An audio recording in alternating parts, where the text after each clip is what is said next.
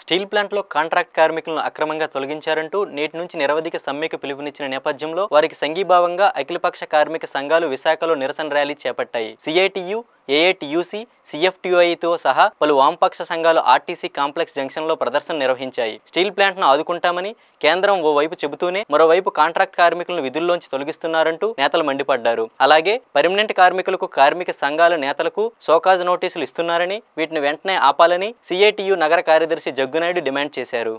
Vizag steel ప్లాంట్లో అక్రమంగా తొలగించినటువంటి 3,000 మంది కాంట్రాక్ట్ కార్మికులు వెంటనే విధుల్లో తీసుకోవాలని, మరో 2,400 మంది తొలగించడం కోసం కుట్రపంతో ఉన్నారు.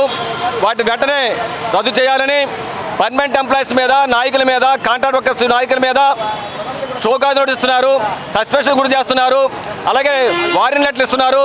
ఈ వేధింపులు ఆపాలని చెప్పని, అదేవిధంగా స్టీల్ ప్లాంట్ని పూర్తి ఉత్పత్తి సంస్థను నడిపించి లాభాలు పట్టించేందుకు చర్యలు చేపట్టాలని, పోలీస్ నిర్బంధాన్ని రాష్ట్ర ప్రభుత్వం వెంటనే ఆపాలని చెప్పి డిమాండ్ చేస్తూ ఈరోజు స్టీల్ ప్లాంట్ కాంట్రాక్ట్ కార్మికులు, పర్మనెంట్ ఎంప్లాయీస్ సమ్మెకు పూనుకున్నారు.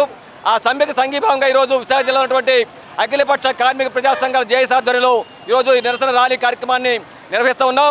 రాష్ట్ర ప్రభుత్వం వెంటనే జోక్యం చేసుకుని కేంద్రం మీద ఒత్తిడి తీసుకొచ్చి స్టీల్ ప్లాంట్ కార్మికుల మీద నిర్బంధం వెంటనే ఆపాలని చెప్పని, స్టీల్ ప్లాంట్ కాంట్రాక్ట్ కార్మికులు వెంటనే విధుల్లో తీసుకునే విధంగా చర్యలు చేపట్టాలని చెప్పి డిమాండ్ చేస్తున్నాం. లేని పట్ల ఉద్యమం ఉధృతం చేయక తప్పదని చెప్పని మీ ద్వారా హెచ్చరిస్తున్నాం.